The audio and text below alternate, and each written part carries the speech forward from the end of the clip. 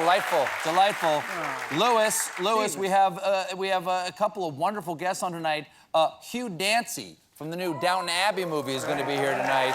Yeah. And also, Mr. Josh Brolin, my old buddy from my rodeo days. Josh Brolin, I was a rodeo clown for a while. And Josh is going to be here to take the Colbert questionnaire tonight. That's right. I think it's one of the finer.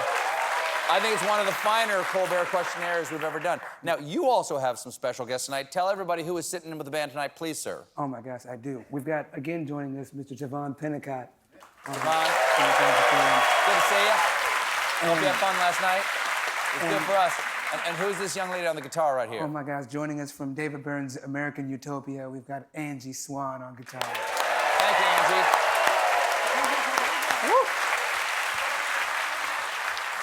Folks, you know, if you watch the show, you know I spend most of my time right over there surveying the news market for the biggest stories, then carefully selecting the finest, most topical buffalo news hide, which I then soak using natural spring and lime water only during colder months, and scrape it until it's evenly translucent and supple, and then using the traditional push knife method, I delicately make more than 3,000 cuts to create the emotive and powerful figurine, which I decorate with gradations and contrast, employing the Shanxi region 5-color system. Then I carefully connect the figurine's joints with cotton thread so they can be operated freely, and fire up a paper lantern behind a fine Huangzhou silk screen, and backed by a Suona horn and Yue Xin and Banhu fiddle, I operate no less than 5 of these figurines at once, becoming the living embodiment of the 1,000 Han Guan Yin to mount for you the epic and moving Tong Dynasty Pi Ying shadow play that is my nightly monologue. But sometimes, folks, sometimes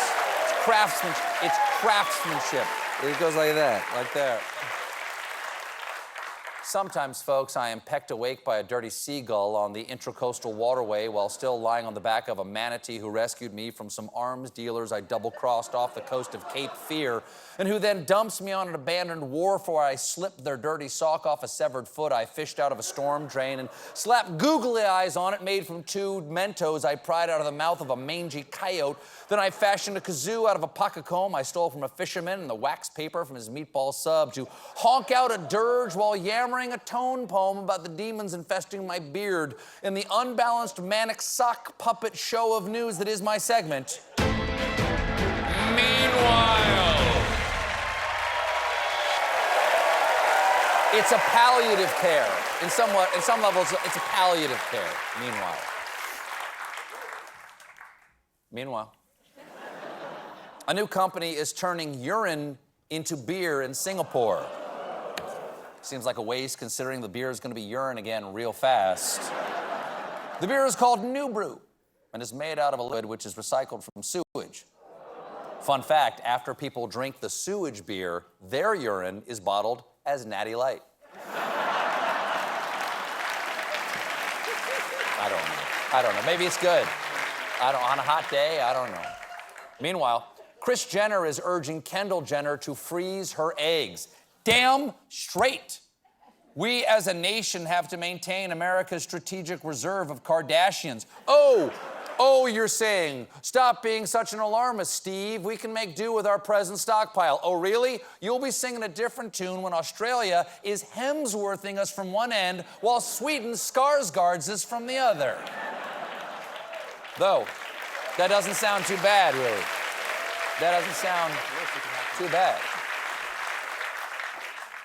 Meanwhile, Oreo and Ritz have teamed up for a cookie cracker collab. It's salty, it's sweet, it's peanut butter, it's whatever the white stuff is. I want to say sweet Crisco cock.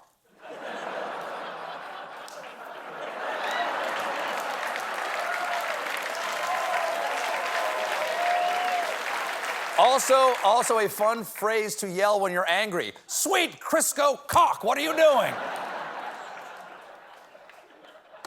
This right here, ladies and gentlemen, is the perfect snack for anyone who ever said, I want to ruin my teeth, but I also want to destroy my heart. There has to be a better way.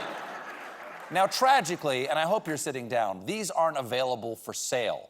The company will give 1,000 lucky fans the free cookie cracker packs. Fortunately, I have the recipe to make these at home. All you need is 1 pack of peanut butter Ritz crackers, 1 pack of Oreos, and undiagnosed depression. Meanwhile, they clean up.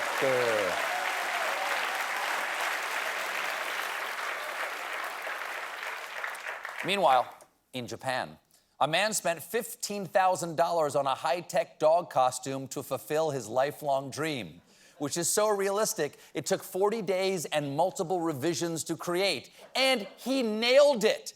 That is a guy in a dog suit. Every detail has been thought of right down to how it uses a ping pong paddle, just like a real dog does. Reminds me of that classic episode of Lassie. What's that, girl? Timmy's stuck in a well? And you're a grown man in a $15,000 dog costume? You're really killing it with that ping pong ball. Do I want to what? No, I'm not into that scene. I don't care where you cut the hole. Meanwhile, that got dark. That got dark really fast. Meanwhile, in hot dog filler news, a crashed truck spewed 15,000 pounds of hot dog filler across a Pennsylvania highway. There it is. All of that goes in your hot dogs. And I mean all of it. The pink slurry, the bags, the boxes, the truck, the gravel. They just drive that semi right onto the assembly line and the driver just jumps out. Hopefully. Oh, you know what I bet would go great to dip in that? An Oreo Ritz.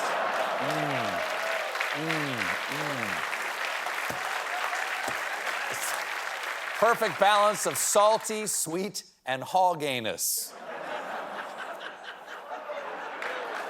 That's another fun thing to yell. Salty, sweet, hog-anus, what were you thinking? Oh, God. Meanwhile, in breastfeeding mothers rescuing pet geese from eagle attacks news, a breastfeeding mother rescued her pet goose from an eagle attack. This footage went viral today of an eagle attacking this pet goose in a driveway, trying to drag it off. When players 3 and 4 enter the game, mom and baby at the breast, chasing off an apex predator. This all good for her. Still in her skivvies. This all took place in British Columbia, Canada, and you can tell it's in Canada if you listen closely to the unique regional eagle's cry. Sorry, Tim Hortons. When we come back, I give the Colbert questionnaire to Mr. Josh Brolin.